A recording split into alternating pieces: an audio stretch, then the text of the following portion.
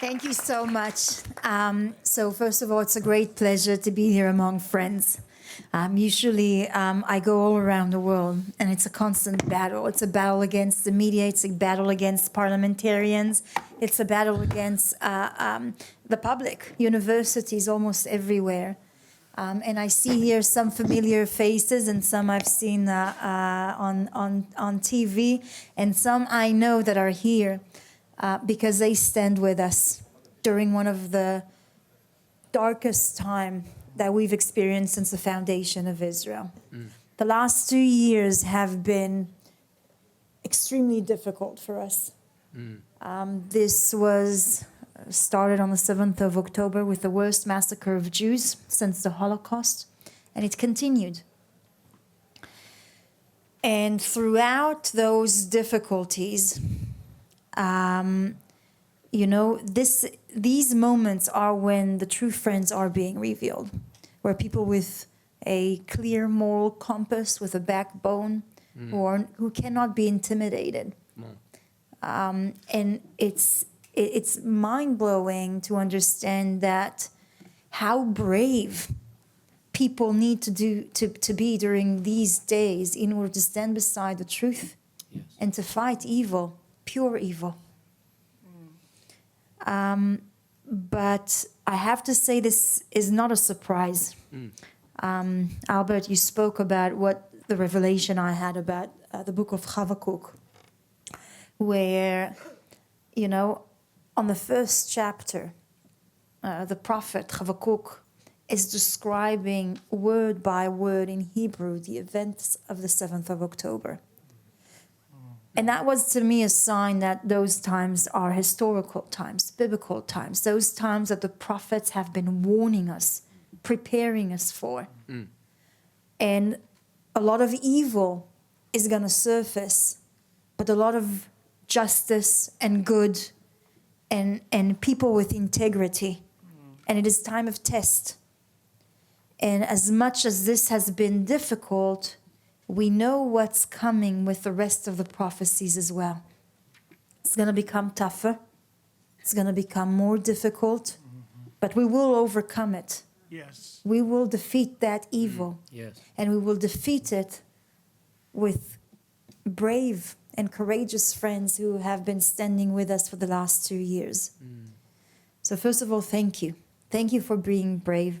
Thank you for have a clear moral compass. And we don't take it for granted. We're really grateful to know that we have such good friends. What we are facing and what we're seeing happening all around the world is a world war. The front line might be in Israel, but you see that the effect of it and byproducts who are happening in every continent and almost in every country.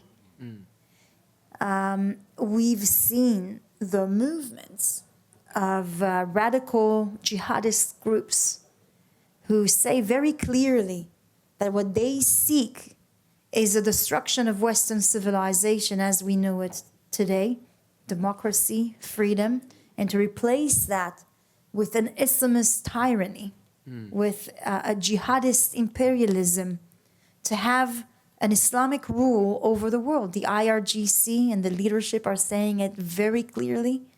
The Muslim Brotherhood are saying that very clearly. They are a danger to the values that we cherish and we hold so dearly. Many people, I think, do not understand in depth the process that are happening right now in America. And the cleaning up of a huge mess because, even I think it was the late 90s, the beginning of the 2000s, there were many documents that were revealed in a suburban home in Washington by the FBI on the strategic plan of the Muslim Brotherhood for Sharia law in America. There are hundreds of documents that are describing in depth and in details how to bring Sharia law into America. And they've been working They've been working through universities, through civil societies and organizations, through Muslim communities. And when you see what was let to happen in Latin America, you know, the war on the cartels, it's very convenient to talk about the cartel. But what has been happening there is that Hezbollah, the army of Iran, this is the strongest military muscle of Iran, the IRGC, has already taken over most of the illegal drugs and weapon trafficking routes in Latin America, straight on the American border. It's not just about drugs. It's not just about the destructions of society, but this is a radical Islamist terrorist threat, a security threat for the lives of Americans, for the freedom of Americans. Maduro, he's a puppet of the IRGC. It's very clear, the world knows it, but no one is saying it out loud. This is the kind of threats that we are facing worldwide. And you see right now here in Israel, the military front of those ideas. There's media jihad, and there's the welfare jihad, the economical jihad, the military jihad. So you see here the military jihad, but remember that very clearly and very vividly. The economic jihad, the media jihad, the welfare jihad, it's already in your streets, on your borders. And don't underestimate that. This is a global threat that we will be much stronger if we stand together. And I think that, you know, going back, knowing how righteous, how people of courage are standing, are fighting it back, I have a lot of hope. The registration of the Muslim Brotherhood that is up and coming in America, to say it clearly, combating them in Latin America. Okay? Think about it. When we were during Operation Rising Lion, the IRGC was under threat. They were terrified. They were terrified for their lives and their family lives. Where was the place where they chose to flee, the most of them? Do you know? Canada.